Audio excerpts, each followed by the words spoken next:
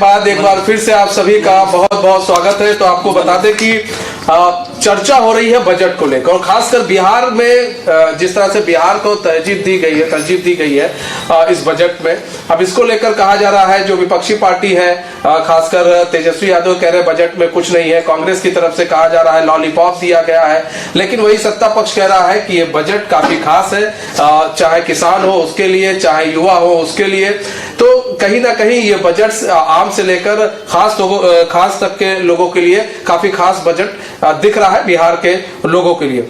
और आपको बता दें कि इसमें जो सबसे बड़ी बात ये रही कि आज निर्मला सीतारमण ने जब वो बजट पेश कर रही थी तो वो बिहार की साड़ी ही उन्होंने पहन रखी थी, और बिहार की साड़ी को पहनकर उन्होंने बजट पेश किया, जिसके बाद ये लग गया था कि बिहार को कुछ खास मिलने वाला है। ऐसे में हमारे साथ दो मेहमान और जुड़ चुके हैं, हम उनका भी आपसे तारुफ करा देते हैं। हमारे साथ निशांत मिश्रा जी जुड़ चुके हैं जो कि एलजेपीआर के स्पोक पर्सन है। हमारे साथ शिवपूजन झा जी जुड़ चुके हैं जो कि वरिष्ठ पत्रकार है। आप दोनों का ही बहुत बहुत स्वागत है न्यूज बाय स्पोक पे। ठीक है, हम रुक कर लेते हैं। शिवपूजन जी, आप ही का रुक कर लेते हैं। एक वरिष्ठ पत्रकार के रूप में आप इस बजट को किस तरह से देखते हैं, खासकर बिहार के दृष्टिकोण से? मुझे लगता है सुबह ही ये तस्वीर साफ हो गई थी कि बिहार को कुछ ना कुछ विशेष मिल रहा है, जब निर्मला जी की साड़ी से इस तरह की बातें बिल्कुल चर्चा में आ चुकी थी। अब देखिए कि लॉन्ग अवेटेड मैं कह रहा हूँ कि बिहार को इसकी जरूरत थी। कहते हैं ना कि एक विशेष साइकिल होता है। विशेष साइकिल में क्या होता है कि you have got unemployment, you have got illiteracy and you have got extreme poverty. Bihar तो इससे लंबे कार्यकाल से जूझ रहा था। अब आप देखिए कि इस विशेष साइकिल को एक बड़े हैमर की जरूरत थी। उस विशेष साइकिल को जब आप तोड़ेंगे, उसी के बाद आप किसी भी स्टेट को या किसी भी इकोनॉमी को ग्रोथ की ट्रैजेक्टरी में पुश कर सकते हैं। अब इंफ्रास्ट्रक्चर डेवलपमेंट की बात कर लें, ग्रीनफील्ड एयरपोर्ट्स के निर्माण की बात कर लें, चलिए एग्रीकल्चरल सेक्टर की बात कर लें कि वेस्टर्न कैनाल डेवलप करने की बात की जा रही है, या फिर जो आप बात कर रहे हैं फूड प्रोसेसिंग यूनिट्स को डेवलप करने की बात की जा रही है। मखान जिसको कि सुपर फूड कहा जा रहा है और पूरी दुनिया में इसकी डिमांड हो रही है। बहुत पहले से चर्चा तो ये आम थी ना, बिहार के संदर्भ में लगातार ये कहा जा रहा था क्योंकि लैंड लॉक्ड स्टेट है, शायद ये एक बड़ा कारण है। लैंड इजीली अवेलेबल नहीं होता है, जिस वजह से कि यहाँ पर इंडस्ट्रियलाइजेशन नहीं हो पाया। क्योंकि लो इंडस्ट्रियलाइजेशन है, इसलिए मास एक्सोडस एम्प्लॉयमेंट के लिए वो चालू है।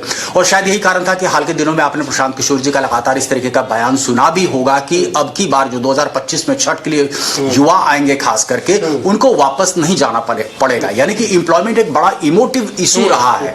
अब अक्टूबर या नवंबर में बिहार में चुनाव होने हैं, तो जाहिर तौर पर बिहार को जिस तरह से तरजीह दी गई है वो काबिले तारीफ है, लॉन्ग अवेटेड था। लेकिन इससे भी बड़ी बात क्या है कि जो टैक्स एग्जेम्पशंस मिले हैं, जो लोगों की परचेजिंग कैपेसिटी में हम ग्रोथ देख रहे हैं, ये परचेजिंग कैपेसिटी में ग्रोथ ये सिंबलाइज क्या कर रहा है? इसके पहले हाल में आपने जो है इकोनॉमिक एक रिपोर्ट पढ़ी होगी जिसमें ये कहा गया कि जो डिस्टेंस एक क्रिएट हो रहा है अर्बन कंजम्पशन पैटर्न में और रूरल कंजम्पशन पैटर्न में, वो लगातार पाटा चला जा रहा है। रूरल कंजम्पशन पैटर्न वो लगातार इंप्रूव कर रहा है। एक पैरिटी आपको लानी होगी। आप देखिए कि सेंट्रलाइजेशन को आप किस तरीके से डिसेंट्रलाइजेशन की ओर ले जा सकते हैं। मुझे लगता है ये बजट काफी हद तक फॉरवर्ड लुकिंग है, लेकिन चूंकि 2025 में चुनाव भी होने हैं, अभी दिल्ली में भी चुनाव होना है, तो कुछ पॉपुलिस्ट मेजर्स पर जाहिर तौर पर भाजपा ने अपना ध्यान केंद्रित किया है। और ये जाहिर है तमाम पॉलिटिकल पार्टियां करती हैं। अरविंद केजरीवाल तो सत्ता में काबिज ही हैं तमाम पॉपुलिस्ट अपने मेजर्स को लेकर के, तो तमाम पॉलिटिकल पार्टियां ये करती आ रही हैं। मुझे कोई गुरेज नहीं है अगर वो पार्टियां कर रही हैं, लेकिन चूंकि बिहारी हूं, बिहार के संदर्भ में इतना कह सकता हूं कि ये विशेष साइकिल को तोड़ने की एक कोशिश जरूर है। विडंबना देखिए कि 15 साल लालू जी का कार्यकाल और उसके बाद एक लंबा कार्यकाल नीतीश कुमार का। नीतीश के कार्यकाल में हमने जरूर देखा कि लॉ एंड ऑर्डर यहां पर जो है वो स्टैब्लिश हुआ, लेकिन इसके बावजूद बिहार को जहां होना था वहां वो नहीं हो पाया। 2010 वर्ष तक हमने देखा था कि ग्रोथ ठीक ठाक यहां पर रजिस्टर हुआ था, लेकिन एकाएक फिर कहां से वो पॉलिटिकल गिमिक में नीतीश कुमार भी खो गए। लेकिन अगर फूड सेक्टर में एक्चुअली डेवलपमेंट होता है, फूड इंडस्ट्रीज यहाँ पर होती है। थोड़ी देर पहले बयान भी सुन रहा था, जो जूनियर पासवान साहब हैं वो खासतौर से कह रहे थे कि अगर संभव होता तो वो 11 नंबर देते। उनकी भी ये डिमांड थी कि फूड सेक्टर में डेवलपमेंट काफी यहाँ पर संभव है। देखिए क्या है, एक्चुअली बिहार लैंडलॉक्ड ही नहीं है, यहाँ पर बहुत ज्यादा थिक पॉपुलेशन है। इस वजह से यहाँ पर आप देखिए कि पर जो लैंड पर जो डिपेंडेंस है वो एक्सट्रीम है। तो अनलेस एंड अनटिल आप कैश क्रॉप की तरफ जाएं, मल्टीपल क्रॉपिंग पैटर्न आप अपनाएं, आप एक ऐसा डेवलपमेंट करें क्रॉपिंग पैटर्न का जिस वजह से लोगों को ज्यादा से ज्यादा इंप्लॉयमेंट हो सके, तब तक मुझे लगता है कि शायद आप एक्टिवली लोगों को इन्वॉल्व नहीं कर पाएंगे और इस स्टेट को ग्रोथ ट्रैजेक्टरी पे नहीं डाल पाएंगे। ठीक है, हमारे साथ निशांत जी भी जुड़े हुए हैं। निशांत जी, यहाँ पर बात की जाए, निशांत जी, तो एकाएक ग्रोथ रुका है, जैसा कि अभी वरिष्ठ पत्रकार हैं उन्होंने बताया कि एकाएक ग्रोथ कहीं ना कहीं रुका। शिवपूजन जी ने बताया कि पहले ग्रोथ हो रहा था लेकिन फिर कहीं ना कहीं एकाएक ग्रोथ रुका। और क्यों रुका अब वो तो सरकार ही जाने, क्योंकि काफी इधर बात की जाए सरकार में उठापटक देखने को मिली। आपको भी लग रहा है कि एकाएक ग्रोथ रुका? और दूसरी चीज ये, आज का जो बजट आया, इस बजट को एलजेपीआर किस तरह से देखता है? जी जी जी जी जी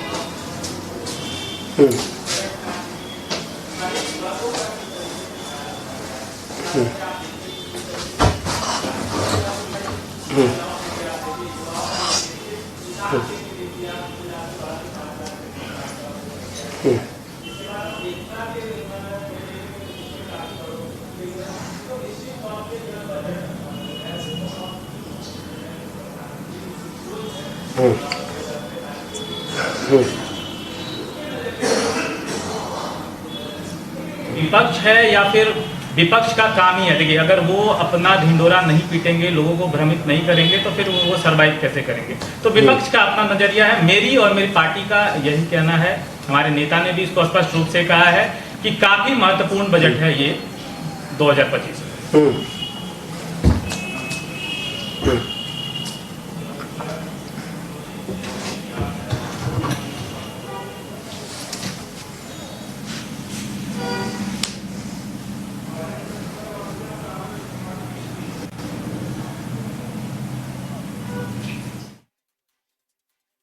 क्या वास्तव में आपको लग रहा है कि इस बीच कुछ ग्रोथ रुक गई है? बिल्कुल, जो शिवपूजन जी बोल रहे हैं इस बात से पूरी तरह से सहमत हूँ। ये यथार्थ है। जब नीतीश कुमार जी 2005 में आए थे, 2005 से 10 तक जो ड्रास्टिक चेंज हुआ था बिहार में डेवलपमेंट के नाम पे, हम लोग सब बिहार कहाँ पहुंच रहा है, उसकी जीडीपी कहाँ कूद रही है, सब कुछ सही चल रहा था। उसके बाद से जब सत्ता का लालच पकड़ लिया, कुर्सी का लालच पकड़ लिया, इस पार्टी से उस पार्टी से उठे, वो कंफ्यूज, पूरी जनता को कंफ्यूज बिहार में कर दिया। तो उनका फोकस बिल्कुल रह गया कि हमको किसी तरह से कुर्सी पर रहना है, विकास रुका है। और उसके बाद क्या हुआ 2005 में जब उनके विधायक चुन के आए, एक बार देखिएगा, उसको एनालिसिस कीजिएगा, जो उनके विधायक चुन के आए थे सब काबिल विधायक थे। वो उनको पैसे देकर टिकट नहीं दी गई थी। जो आए तो जो पैसे वाले नहीं थे, जो आए थे वो काम करने के लिए आए थे। तो अगर आप बहुत बड़े प्लेयर हो, माने सचिन तेंदुलकर हो, अकेले क्रिकेट खेल के जिता दे, फील्डिंग में वही करे, बैटिंग भी वही करे, तो ऐसा नहीं होगा। आपको 11 के 11 प्लेयर अच्छे होने चाहिए, आपके सारे विधायक अच्छे होने चाहिए। अभी देखिए, अरे तो बीच में प्रशांत किशोर जी तो उनके साथ थे ही, आप कोर्स करेक्शन तो करा सकते थे ना, वो तो आपने नहीं करा। आप तो सत्ता की मलाई खाने लगे उनके साथ, नीतीश कुमार के साथ बैठ करके। अभी आपको दिख रहा है कि नीतीश कुमार कुमार के बाद यहाँ पर एक पॉलिटिकल वैक्यूम क्रिएट होगा तो किसी तरीके से उस स्पेस में भरो।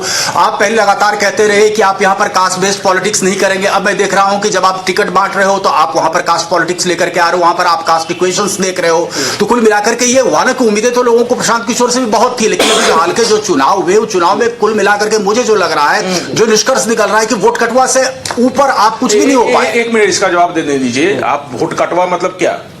कोई इस प्रजातंत्र में पॉलिटिकल पार्टी का चुनाव नहीं लड़ सकता है क्या? बिल्कुल लड़ सकता है। तो चुनाव लड़ेगा तो किसी ना किसी का वोट तो काटेगा ही ना। तो उसको वोट काटवा, ये शब्द मुझे बिल्कुल पसंद नहीं है। आपको पसंद भले ही ना है, देखिए एक बात आपने इंप्रेशन दिया यही इंप्रेशन दिया। शिवपूजन जी बता रहा हूँ, जो कि एक्सपेक्टेशन बहुत है। आपको याद होगा कि मैंने अपने पॉइंट को जो रखा वहां पर इस बात को मैंने कहा, दोहराया कि प्रशांत किशोर लार्जर विजन के साथ आए थे। वो विजन कहीं ना कहीं आपका मेलो डाउन हो रहा है। और मैं पत्रकार हूं, पत्रकार के नाते मैं आपसे भी सवाल करूंगा, मैं जेडीयू से भी सवाल करने वाला हूं, मैं भाजपा से भी सवाल करने वाला हूं। इसका स्वागत है सर। और जहां पर जो चुनाव हुए थे, 4 उपचुनाव हुए थे, राइट, वहां हुए 4 जगह पर उपचुनाव हुए थे, उसमें हम लोगों ने 10% लाया था। हमारा किसी के साथ अलायंस वगैरह नहीं था। और दूसरी बात, अभी तिरहुत में जो चुनाव हुए थे उसमें जो वहां सत्तारूढ़ पार्टी की जो वहां पे एमएलसी थे वो 4थे स्थान पे पहुंच गए, हम लोग 2रे स्थान पे हैं। इसको बढ़ोतरी बोलेंगे। पहली पार्टी स्टैब्लिश हो रहे, लोगों को हम कन्विंस करने की कोशिश करें, समझाने की कोशिश कर रहे हैं कि हमारा मुद्दा क्या, हमारा लार्जर विजन क्या है। हम इस पर प्रयास कर रहे हैं सर। एक दिन में कुछ चीजें बन नहीं सकती है। हमारा प्रयास है, हमारे पार्टी के सारे लोग जो मिलकर इस प्रयास कर रहे हैं। ठीक है राजेश जी, जवाब दीजिए।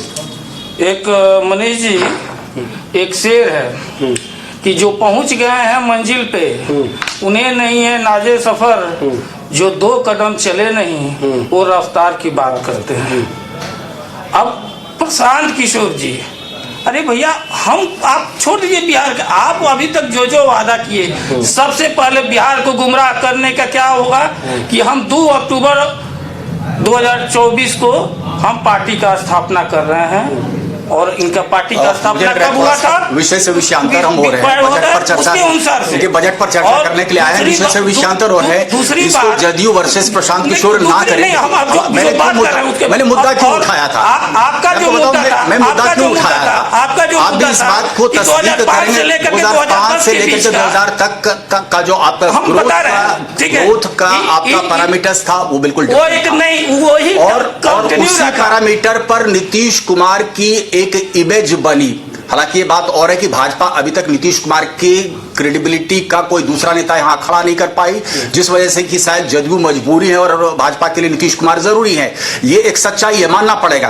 जो पॉइंट मैं आपको कह रहा था, आज के बजट में बजट को चर्चा कर रहे हैं, महत्वपूर्ण बात यही है कि ये पहली बार मैं देख रहा हूं कि एक सिंसियर अटेम्प्ट हो रहा है कि बिहार जो बीमारू स्टेट की कैटेगरी में था, इसका किस तरीके से ऑलराउंड डेवलपमेंट होगा। ये तो लगातार मांग हो रही थी ना कि भाई लैंडलॉक्ड स्टेट है, यहाँ पर फूड इंडस्ट्री को डेवलप कर। 18 साल में आप क्यों नहीं कर पाए? 18 साल में आप क्यों नहीं कर पाए? आप एक बार इंप्लॉयमेंट जनरेट करते हैं, एक बार इंप्लॉयमेंट जनरेट करते हैं और राजद वर्सेस जदयू हो जाता है। हमने बांटा इतना नियुक्ति पत्र। आपका बता रहे हैं। आप सबसे पहले तो जो आपको अरेंज की है कि 2005 से 2010 के बीच का, आप एक बात बताइए, आप जब गर्मी और मौसम रहता है उसके बाद पहला जब बारिश होगा ना तो कहेगा बहुत अच्छा बारिश हुआ है, इतना अच्छा बारिश है कि गर्मी से। वही लगातार अगर बारिश होते जाता है ना तो होता क्या रही, तो बारिश हो ही नहीं रहा है, अच्छा हो ही नहीं रहा, क्योंकि गर्मी है। पहला गिलास पानी का प्यास लगा रहा है, 18 साल से देखते हुए और नहीं, विकास की बात कर रहे हैं, विकास की बात कर रहे हैं। आप जो 2005 का उदाहरण दे रहे हैं वो लगातार जारी रहा और लगातार उस पर काम होते रहा। आप जिस तरह का उदाहरण दे रहे हैं वो उदाहरण 2005 के इसलिए क्योंकि पहले एकदम खत्म हो चुका था। बिहार जिस तरह का राज्य बन चुका था, बीमारू राज्य बन चुका था, जहाँ के ऊपर खबर सड़कें थी या और जो कानून व्यवस्था था या मेडिकल का व्यवस्था था, वो स्थिति खत्म। पूजन जी ने एक चीज कहा है कि देखिए ऐसा नहीं है, उन्होंने लॉ एंड ऑर्डर की बात कही कि उन्होंने कहा नहीं ठीक हुआ। उन्होंने कई सारी बातों को उन्होंने खुद कहा कि हाँ ठीक है, लेकिन उसमें एक चीज और भी जुड़ जाती है कि अब जो है कुछ समय से जो है बिहार पिछड़ रहा है। मतलब आए आपने कई सड़कें बनाई, कई सड़कें बनाई, कई चीजों को यहाँ पर ये लैंड की बात कर रहे हैं। लैंड एक आपको पर्सपेक्टिव में मैं लाने के लिए 2 बातें आपको ध्यान में ला देता हूँ। 2 बात। देखिए, कोरोना काल में क्या हुआ, उत्तर प्रदेश सरकार पूरी तरह से जो भी लोग आ रहे थे उनको मदद कर रही थी। नीतीश कुमार दूसरी तरफ देख रहे थे लगातार, ये कहते रहे कि लोगों को मूव नहीं करना चाहिए। मैं आगे की बात बता रहा हूं आपको। तकरीबन 30 लाख से ज्यादा लोग जो बाहर से पलायन करके कोरोना काल में जब लॉकडाउन था यहां पर पहुंचे थे, उनका स्किल मैपिंग हुआ था। आपको शायद जानकारी नहीं होगी, और ये जानकारी मुझे किसी और से नहीं बल्कि सीधे संजय झा जी के माध्यम से मिली थी। अब आप स्किल मैपिंग तो करते हैं, 30 से 35 जो स्किल्ड लेबरर्स जो बाकी स्टेट जा रहा है वहां पर वो ग्रोथ इंजन का हिस्सा है, वहां के पर कैपिटा इनकम में वो मदद कर रहा है। और आप स्किल मैपिंग करके आपके पास उतना वैल्यूएबल डाटा है, आप कुछ नहीं कर पाते हैं। कोरोना काल का तो बहुत वक्त हो गया। दूसरी अहम बात, आप लगातार कहते हो कि एम्प्लॉयमेंट पर हम ये करेंगे, एम्प्लॉयमेंट पे हम वो काम करेंगे। एम्प्लॉयमेंट पर आखिर काम क्या हुआ बिहार में? क्या पलायन एक्सप्रेस रुक गई आपके यहां से? आप जो पहले भूमि का बोले हुए हैं, वो भूमि का आप जान रहे हैं कि बिहार के जो है भूमि का क्या स्थिति होता है। आप जैसे आप बोले भी, और ये सच भी है कि बिहार में सबसे देश का सबसे घनत्व वाला राज्य अगर भूमि का है तो वो बिहार का है। और बिहार में लोग किस तरह से जमीन से प्यार करते हैं ये आप से भली बात कोई नहीं जानता होगा। और उसके बावजूद बिहार सरकार, माननीय मुख्यमंत्री नीतीश कुमार जी ने जिस तरह से लैंड बैंक हर जिला में किए हुए हैं, ये आपका आंकड़ा जान रहे हैं। और ये पूरा वस्तु स्थिति, यहाँ तक कि रोड में भी जमीन देने के लिए आपको जमीन किसी बहुत है उसके लिए जान दे देते हैं। उसी के लिए आज पहला बार जो 1932 का जो है हुआ था लैंड सर्वे और ये सब का, उसके बाद पहला ऐसा थे मुख्यमंत्री जो अपने सब कोई सवाल। निशान जी, अगर निशान जी आपको अगर आवाज आ रही हो, निशान जी क्या हमारे साथ जुड़े हुए हैं अभी? निशान जी क्या आप हमारे साथ अभी जुड़े हुए हैं?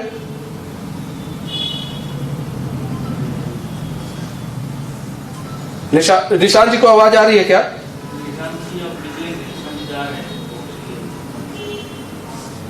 तो यहाँ पर देखिए लगता है निशान जी हमारे साथ अभी नहीं है, हमारे साथ नहीं जुड़े हैं। हम यहाँ पर बात करें मनोज जी, देखिए बात तो बार बार हो रही है, चूंकि अब वरिष्ठ पत्रकार है शिवपूजन जी, वो भी फील्ड में रहते हैं, कई लोगों से बातचीत होती है उनकी भी, वो भी देखते रहते हैं क्या हो रहा है क्या नहीं हो रहा है।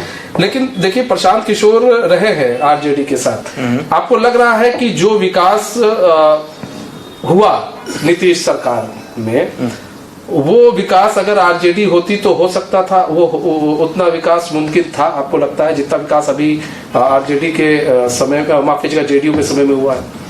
तो हम लोग नया सरकार क्यों लाते हैं जब पुरानी सरकार में हमसे अपेक्षा खत्म हो जाती है कि ये कुछ कर नहीं रहे हैं और हमारे राज्य के लोगों को देखा नहीं जा रहा, अनदेखा किया जा रहा है, भ्रष्टाचार बढ़ता जा रहा है, एम्प्लॉयमेंट जनरेट नहीं हो रहा है, तब हम दूसरी तरफ रुख करते हैं कि ताकि इसमें कुछ उम्मीदें बने। और 2005 से 2010 में जैसे शिवभोजन जी बोल रहे थे उम्मीदें बनी थी और बहुत ड्रास्टिक चेंज हुआ। हम ये इमोशनली बात नहीं बोल रहे हैं कि बारिश हो रही है कि धूप खिल रहा है, हमको फील नहीं हो रहा है। वो डेटा के आधार पर देखिए कितना परसेंट वहां पर ग्रोथ हुआ था, अब कितना परसेंट ग्रोथ हो रहा है, उस पर हम बात किया जाएगा, तभी उसका मेजरमेंट निकल के आता है। और जहां तक प्रशांत किशोर जी जेडीयू के साथ थे, बीजेपी के साथ भी थे, उनको सपोर्ट किए थे। अरे जदयू में शामिल थे, बीजेपी में और आरजेडी में थे नहीं, जदयू में शामिल, उनको निकाला गया था। ये देखिए आप डाटा की बात कर रहे हैं और आप अभी 10 उपचुनाव का 10% का बता रहे थे। आपका हम एक सीट पर लड़े थे, आपका जो तरारी में कितना परसेंट था? तरारी में कितना वोट आया था आपका? 5,500 कि जितना रामगढ़ में कितना आया था? और जहां आया था वो अपन आप कैंडिडेट के बदौलत है, उसमें प्रशांत किशोर जी का ये इसलिए क्योंकि तो क्यों नहीं तरारी में आया, क्यों नहीं रामगढ़ में? आप लोग कुछ नहीं देखते, इसी तरह से परसेंटेज देखते रहिए। देखिए चुनाव लड़ाते ही रह गए, चुनाव लड़िए, अरे प्रशांत कोई पूछिए नहीं रहा पार्टी आज तक कोई बिहार में कोई नेता है सबसे ज्यादा झूठ बोल करके चुनाव लड़े, पहला चुनाव 25 में क्यों नहीं करें? 24 में इन लोग खत्म करते हैं, अपने खत्म हो गए, 24 में खत्म कर रहे थे ना, बीच में खत्म करे ना, बीच में चिल्लाने का आप गलत आंकड़ा दे रहे हैं, समझा रहे हैं गलत। मेरी बात पूरी नहीं हुई, तो ये डेटा 2005 से 10 में उसमें प्रगति हुई थी। प्रशांत किशोर उनके साथ थे, वो कुछ सजेशन दिए थे कि भाई ऐसा करना चाहिए। 2005 में सुझाव दिए, फिर देखिए गलत है, 2005 से 10 में राजनीति में थे। 2010 के बाद की बात नहीं करें, उसके बाद ग्रोथ हुआ, उसको जब प्रशांत किशोर जी थे, उसके बाद तो आप कह रहे हैं कि साथ में थे तो 2015 नहीं किया, आप ग्रोथ करिए नहीं है, मतलब प्रशांत किशोर के चलते ग्रोथ नहीं हुआ है? नहीं, 2000 ये मान लीजिए। क्या मान ले? तो फिर आपको है कि प्रधान सरकार चला रहे थे। मानो उस समय वाह वाह वाह प्रधान किशोर जी चल रहे थे। तब आप मानिए क्या बात कर रहे हैं? ग्रोथ अगर नहीं हुआ तो प्रधान किशोर जी ठीक है शिवपूजन जी, यही यहाँ पर देखिए, यहाँ पर खत्म नहीं, मेरी बात भी तो डिस्टर्ब कर रहे हैं। 10 सेकंड में सर अपनी बात चलिए। मेरी बात कर रहे हैं कि जब प्रशांत जो 2015 में आए, 2015 में नीतीश जी से मिलकर चुनाव लड़वाए, राजेंद्र से मिलवा करके चुनाव जीते थे। उसके बाद अपनी जो बातें रखी थी कि बिहार के डेवलपमेंट के लिए करना चाहिए था, उसमें जो पार्टी में लोग थे उनकी बातों को नहीं माने, उससे नाराज होकर पार्टी से निकल गए, अपनी पार्टी बनाए। सुन लीजिए, निकल गए, क्या बताइए सर? निकाले गए, निकाले झूठ का आंकड़ा देख लीजिए। यहाँ पर देखिए सवाल ये कोई किसी पॉलिटिकल पार्टी का कोई होता है क्या?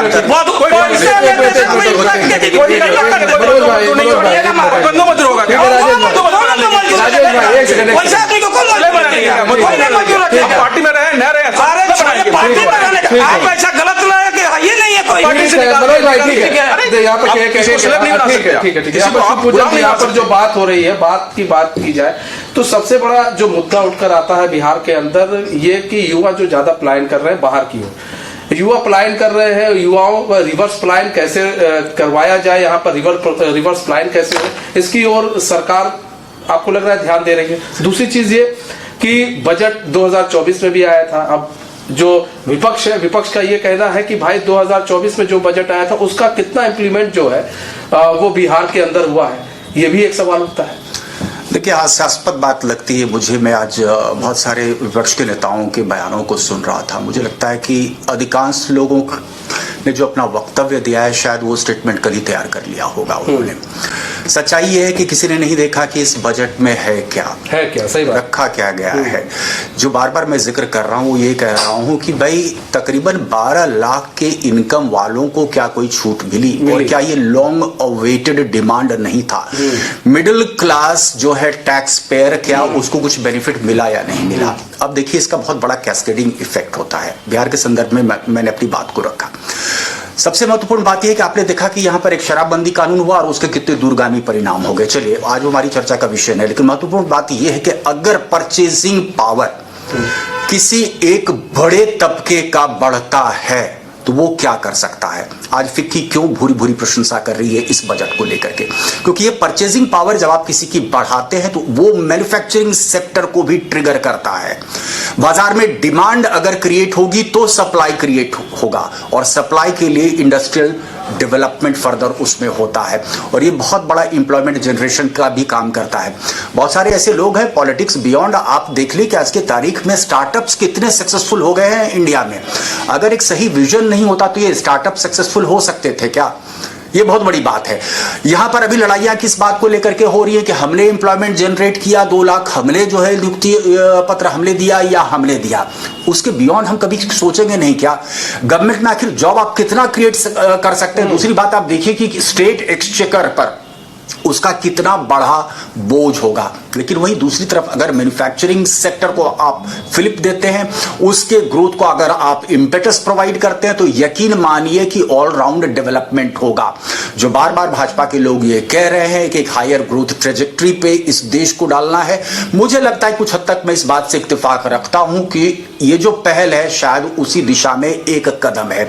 इस बात की मैं सराहना करता हूं, इसलिए सराहना नहीं कर रहा हूं कि शायद मेरी पॉकेट में थोड़ी सी सरकार ने जो है वो रहम की है। बहुत ज्यादा ऐसे लग रहा था कि मिडिल क्लास के लिए कुछ भी नहीं हो रहा है, और मुझे लग रहा है कहीं ना कहीं आप देखेंगे कि इसके परिणाम आपको दिल्ली चुनाव में भी देखने को मिलेगा। अभी हाल के दिनों में मैं दिल्ली के दौरे पर था, और दिल्ली में क्या है, माइग्रेटरी पॉपुलेशन, उसकी संख्या बहुत ज्यादा है, अपार्टमेंट्स में लोग रह रहे हैं, यानी कि मिडिल इनकम ग्रुप की तादाद दिल्ली में बहुत ज्यादा है। ऐसे लोगों की तादाद भी बहुत ज्यादा, और ये वोटर्स वो हैं जो मायने रखता है। केजरीवाल 10 साल से लगातार सत्ता में काबिज आखिर क्यों थे? ये फ्रीबीज जो बांटा जा रहा था, जो रेवड़ियां बांटी जा रही थी, उसकी वजह से, और हार करके तमाम पॉलिटिकल पार्टी को स्टूप डाउन करना पड़ा, वहीं पर आना पड़ा। तो मुझे लगता है कि इस बजट में ऑल इनकम्पासिंग है। यहां पर वो रेवड़ियों की भी बात की जा रही है, ग्रोथ ओरिएंटेड भी है, क्योंकि मैं बिहारी हूं, तो बिहार के संदर्भ में जिस तरीके से एक होलिस्टिक अप्रोच लेकर के इस स्टेट को डेवलप करने की बात की जा रही है, अब जो पश्चिमी तटबंध के बाद अगर प्रॉपर कैनाल का डेवलपमेंट किया जाता है, तो आप सोचिए कि वो कितने हजार हेक्टेयर को सिंचित कर सकता है। और आपको पता होगा कि वो belt one of the most fertile belt of the world है। आज वहां पर हम क्या कर रहे हैं, बार बार तो ये कहा जाता है कि स्क्रैच प्लाउ है, हम सस्टेनेबल फार्मिंग कर रहे हैं। अरे भाई, फार्मिंग कहां से कहां चली गई। समृद्धि आपको देखनी है तो पंजाब में जाकर के समृद्धि देखिए, मल्टीपल क्रॉपिंग पैटर्न जहां पर लोगों ने अपनाया है, आप वहां पर देखिए। अच्छा, एक बात और मैं आपके ध्यान में लाना चाहता हूं, नीतीश कुमार 18 साल रहे, उसके पहले 15 साल के आसपास लालू जी का शासन रहा। आपको पता है कि Bihar sugar ball of the world हो सकता था। महाराष्ट्र में जो गन्ना है उसको तकरीबन, या पश्चिमी उत्तर प्रदेश का जो गन्ना है उसको तकरीबन 12 से 15 पटवन की आवश्यकता होती है। अब आप देखिए कॉस्ट ऑफ प्रोडक्शन आपके बिहार में कितना कम हो सकता है, यहां मात्र 2 या 3 पटवन में, क्योंकि अंडरग्राउंड वाटर टेबल हमारा हाई है। 2 या 3 पटवन करके आप अगर गन्ना यहां पर सही तरीके से उपजा सकते हैं, तो क्यों ये जो शुगर जो माफिया था उसने बिहार में शुगर कैन इंडस्ट्री को पनपने नहीं दिया? क्यों यहां पर शुगर मिल्स लगातार बंद होती चली गई? लगातार हम हर चुनाव में देखते हैं इस बात का जिक्र होता है, लेकिन उसके बाद होता क्या है? तो अगर हम फूड प्रोसेसिंग यूनिट को सही तरीके से बिहार में विकसित करते हैं, और मैं इस बात को सराहता हूं कि कम से कम चिराग पासवान लगातार इस मुद्दे को उठाते आए हैं, और मुझे लग रहा है कि शायद ये उस दिशा में ये पहली कदम होगी। जाहिर तौर पर मेरी तो इच्छा है कि तमाम जो पॉलिटिकल पार्टीज हैं। शिवपूजन जी, यहाँ पर देखिए दाल को लेकर भी एक बड़ा निर्णय जो है लिया गया है, जो है दाल को लेकर जो है आत्मनिर्भर बनाने की ओर काम किया जा रहा है कि 6 साल के मिशन शुरू करेंगे दाल को लेकर, और तूर उड़द मसूर के लिए स्पेशल इस पर जो है जोर दिया जाएगा। तो कहीं ना कहीं दाल को लेकर भी एक जो सरकार है उसका एक एक चीज पर उसकी निगाह है कि हम ऐसे इसको कैसे बढ़ाएं, कैसे हम महंगाई को कम करें, क्योंकि अगर दाल की प्रोसेसिंग ज्यादा होगी अगर देश के अंदर, तो कहीं ना कहीं जो है किसानों के लिए भी आय का स्रोत बढ़ जाएगा, और इससे जो है जो दाल महंगी हो रही है वो थोड़ी सस्ती होती नजर आएगी। आप एक चीज गौर किए होंगे कि यहाँ तो सरकार गिराने की कवायद शुरू हो जाती है अगर प्याज की कीमतें बढ़ जाती है। अब आप गौर कीजिए, हमने इसके पहले भी आपको जिक्र कर रखा था कि जो रूरल अर्बन इनइक्वालिटी है उसमें बहुत हद तक पैरिटी आनी शुरू हुई। कंजप्शन पैटर्न का मैंने जिक्र किया था। अब आप देखिए रूरल पॉकेट्स में भी, या एक ऐसा तबका जो शायद प्रोटीन पर उतना फोकस नहीं था, उसके लिए बस चावल मिल गया, किसी तरीके से पेट भर गया, लेकिन आज लोगों की क्वालिटी ऑफ लाइफ में कहीं ना कहीं इंप्रूवमेंट देख रहे हैं, तो दाल की रिक्वायरमेंट तो बढ़ेगी। कहीं ना कहीं सरकार इस चीज को रियलाइज तो कर रही है कि अगर दाल का इंटरनल प्रोडक्शन नहीं होगा तो हमें इंपोर्ट पर निर्भर होना होगा। आपने अभी हाल के दिनों में देखा कि रशिया और यूक्रेन के बीच जिस तरीके से युद्ध हुआ और जो व्हीट बाउल कहा जाता था वो इफेक्टेड हुआ, तो पूरी दुनिया में कैसा हाहाकार मचा और कैसे डिपेंडेंस एकाएक भारत पर हुआ। आपको क्या लगता है अगर फूड के लिए भारत पर डिपेंडेंस नहीं होता तो जिस तरीके से हमने पूरे जो डेवलप्ड कंट्रीज हैं और उनके एक तरीके से उन्होंने एक तरीके से एम्बार्गो लगा रखा था, उन्होंने कह रखा था कि रशिया से तेल नहीं लेना है, हमने तो रशिया से तेल लिया ना, क्योंकि हमको तो भाई अपनी कीमत उसको रेगुलेट करके रखना था। ये क्यों हो पाया? आप देखिए क्या है कि आज की तारीख में जो भी है international relations, they are primarily characterized by business consideration, market considerations, ये सबसे बड़ा कंसीडरेशन है। और हमसे बार बार डिमांड किस चीज की गई? चावल की डिमांड की गई, व्हीट की डिमांड की गई। अगर हम डिपेंडेंट किसी दूसरे इंटरनेशनल कंट्री पर हो जाते हैं दाल को लेकर के, तो यहां पर जिस तरीके से पॉलिटिक्स है, दाल की कमी हो गई, कीमतें बढ़ेंगी, वो एक मुद्दा होगा। तो एक लॉन्ग टर्म प्लानिंग के तहत मुझे लगता है कि ये पल्स सेक्टर को डेवलप करने की कोशिश हो रही है, और इस तरीके से मुझे लगता है कि अगर पूरी तरह से सेगमेंटेड तरीके से एनालाइज किया जाए किस फूड ग्रेन या किस क्रॉप की ग्रोथ को लेकर के फोकस्ड होना है, तो मुझे लगता है कि ऑलराउंड डेवलपमेंट। मनोज, यहाँ पर देखिए सिर्फ बात हम बिहार की, चूंकि हम बिहार पटना में है तो बिहार की हम बात कर रहे हैं, लेकिन अगर ओवरऑल आप देखेंगे तो हर एक चीज पर ध्यान देने की कोशिश की गई है। यूरिया प्लांट खोलने की बात की गई है। यहाँ पर देखिए बात की जाए तो जो कई माइक्रो इंडस्ट्री को बढ़ावा देने की क्रेडिट कार्ड जो है उसको बढ़ाया गया है, 50 लाख तक कर दिया गया है। कई ऐसी चीजें हैं जिस पर जो है काम कर रही है। सौर ऊर्जा, ईवी बैटरी पर सरकार, मैन्युफैक्चरिंग को लेकर काम हो रहा है कि मैन्युफैक्चरिंग में क्लीन टेक को बढ़ावा दिया जाएगा। और देखिए यहाँ पर मत्स्य उत्पादन की बात करें तो और किसान क्रेडिट कार्ड की सीमा बढ़ेगी। तो कुल मिलाकर जो केंद्र सरकार है उसको ये मालूम था कि अगर हम इस बजट में, क्योंकि पिछली बार सरकार को इसी चीज को लेकर कई बार सरकार घिरी और लोकसभा चुनाव में सरकार बैकफुट पर आई और बीजेपी जो है कई सीटें उसको लॉस करनी पड़ी। लेकिन इस बार सरकार ने हर एक चीज को बड़े ध्यान में रखते हुए एक एक चीज पर, एक एक स्टेप पर काम करना शुरू किया है और यही चीज दिख भी रही थी आज बजट में। ठीक है, एक बहुत अच्छा केंद्र सरकार का प्रयास है और जो डिस्ट्रीब्यूशन ऑफ जो रिसोर्सेस है, जैसे उन्होंने बिहार को बहुत बढ़िया सौगात दी है, इससे हमको खुशी है। बस बार बार वही बात बोल रहे हैं कि ये भ्रष्टाचार की भेंट नहीं चढ़नी चाहिए। जिस आम आदमी के लिए ये बजट आया है, आम आदमी के लिए वो सुविधा भेजी गई है, आम आदमी को पहुंचना जाए, तब जाकर के जमीनी स्तर में उसको परिवर्तन दिखेगा। और बिहार, जहां तक हम बिहार की बात करते, ठीक है, वो अलग से महाराष्ट्र से तो नाराज ही रहता है कि भैया हमारा तमिलनाडु नाराज ही रहता है बिहार से हम लोगों से कि भैया पैसा टैक्स हम जीएसटी हमारा लेके जाते हैं और दे देते हो बिहार को, ठीक है।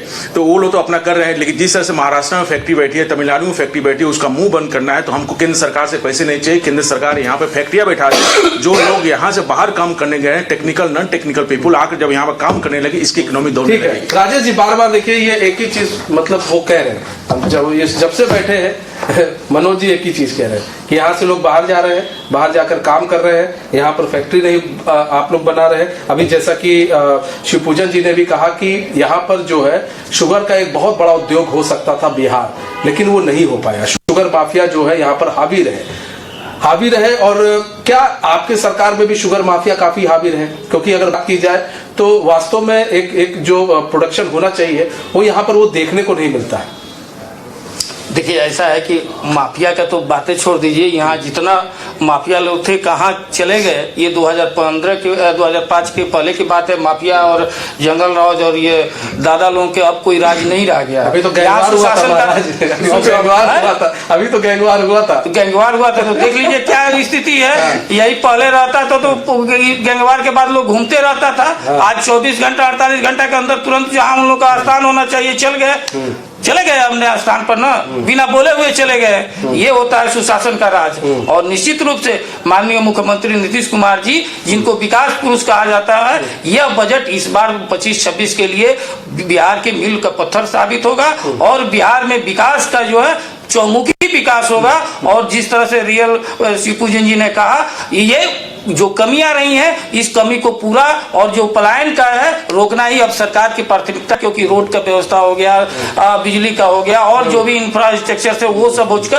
अब जो कमी है इस कमी को दूर करके और बिहार एक माननीय मुख्यमंत्री नीतीश कुमार जी के नेतृत्व में आगे विकास के पथ पर आगे बढ़ेगा। मनीष जी अगर आपकी आज्ञा हो तो एक सवाल पूछ लूं। जल्दी से आपको डर नहीं सता रहा है कहीं महाराष्ट्र मॉडल रिपीट हो जाएगा बिहार में? इतना बढ़िया बजट दे दिया।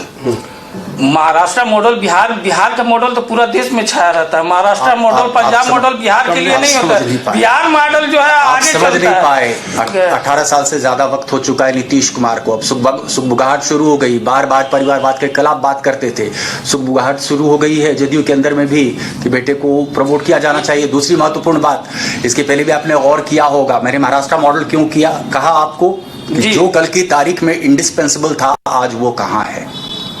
देखिए हम आपका बात समझे, हम जो आप बोलना चाहे इंडिकेट किए हम समझ रहे थे। और देखिए जो आप कह रहे हैं कि परिवारवाद का, तो निश्चित रूप से नीतीश कुमार जी हमारी पार्टी का कोई ये नहीं कहा है, नीतीश कुमार जी तो ऐसा नहीं कहे, निर्णय उनको लेना है। लेकिन रियल बात है कि परिवारवाद का हम लोग घोर विरोधी हैं। और जो थोड़ा सा डीप डाइविंग मुझे लगता है कर लेते हैं हम और आप इस विषय पर। डीप डाइविंग क्यों आवश्यकता है? देखिए क्या है ना कि पिगी बैकिंग की टेंडेंसी से भाजपा हर वक्त बाहर निकलना चाहती है। भाजपा और कांग्रेस में मुझे लगता है कि ये सबसे बड़ा एक डिफरेंस है। अब आपको याद होगा 2017 के पहले जो है एक पहल शुरू हुई थी उत्तर प्रदेश में खाट पे चर्चा। प्रशांत किशोर जी गए और यूपी के छोरे में परिणत करके कांग्रेस को एक तरीके से पूरी तरह से डिपेंडेंट कर दिया। 90 के पहले कांग्रेस तमाम सीटों पर काबिज होती थी बिहार में। आज क्या स्थिति हो गई है कांग्रेस की? मैंने क्यों आपको बार बार इसको कहा और डीप डाइविंग की क्यों आवश्यकता है? एक लंबा कार्यकाल हो चुका है नीतीश कुमार का। कहीं ना कहीं लगातार ये मैसेज जा रहा है कि नीतीश कुमार अब बहुत वक्त हो गया। ये भी चर्चा आम है सत्ता के गलियारे में कि खुद अब डिसीजन शायद ले भी रहे हैं या नहीं ले रहे हैं। ये भी चर्चा आम है, बीच बीच में थोड़ी सुगबुगाहट भी जदयू छोड़ती है कि दरवाजे दूसरी तरफ भी खुले हुए हैं। आखिर बार बार इस तरीके के इंप्रेशन देने की कोशिश क्यों हो रही है? कहीं ना कहीं ये प्रेशर पॉलिटिक्स है, एक बात। दूसरी बात कि भाई अब होगा सीट बंटवारे को लेकर के माथा पुटोवल की स्थिति, इधर एनडीए में भी, दूसरी तरफ महागठबंधन के भी।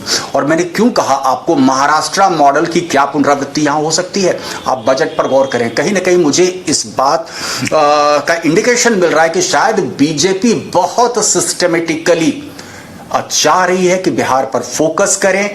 और यहां पर आप देखेंगे कि जल्द ही अगर बीजेपी की सेंट्रल लीडरशिप उसको लेकर के करबद्ध है तो आप देखेंगे कि यहां की लोकल लीडरशिप पर खासतौर से बीजेपी का बहुत ज्यादा इंफेसिस होगा, क्योंकि सबको पता है कि 2025 तक के चुनाव आते आते नीतीश कितने प्रासंगिक रहेंगे, कितने इफेक्टिव रहेंगे और कितने लीथल रहेंगे चुनाव में। इस पर मैं अभी टिप्पणी नहीं करना चाहता। ठीक है, बहुत फिलहाल समय कम है हमारे पास। एकनाथ शिंदे को लेकर कुछ कहना चाह रहे थे, लेकिन यहाँ पर ऐसा है ना कि शिवपूजन जी को शायद हमको नहीं लग रहा है कि वर्तमान का वस्तु स्थिति है कि जो अभी आप बोल रहे थे चुनाव को लेकर के और ये सब सीट गठबंधन से लेकर के हमारा जो पांचों दल है एनडीए का, आप पांचों दल के प्रदेश अध्यक्ष आज के डेट में एक साथ उनका इशारा कुछ और था, फिलहाल उनका इशारा कुछ और था, उनका इशारा शिवपूजन जी का कुछ और था। फिलहाल बहुत बहुत धन्यवाद, बहुत बहुत धन्यवाद आप सभी लोगों का हमारे साथ जुड़ने के लिए और अपना बहुमूल्य समय हमें देने के लिए। चूंकि समय हमें बस इतने की इजाजत देता है, लेकिन बात करें तो जेडीयू का कहना है कि भाई जो काम बच गए हैं उन कामों को पूरा करना है और रिवर्स पलायन की ओर ध्यान देना है, फैक्ट्रीज लगानी है। जो बजट दिया गया है, जो बजट सरकार जो पेश की है और जो बिहार के लिए उन्होंने बजट दिया है उसके लिए भी उनको धन्यवाद किया है यहाँ की सरकार ने, बिहार सरकार ने। वही बात करें विपक्ष का कहना है कि ये सिर्फ लॉलीपॉप था, सिर्फ हवाई बातें की गई है, बिहार के रिलेटेड बिहार वासियों को कुछ भी नहीं दिया गया। फिलहाल अभी तो बिहार वासियों को तय करना है कि उन्हें क्या मिला है क्या नहीं मिला है। फिलहाल हमारे खास पेशकश समझते हैं, मुझे दीजिए इजाजत। तो खबरों के साथ बने रहने के लिए देखते हैं न्यूज़ बाय स्कोप। नमस्कार।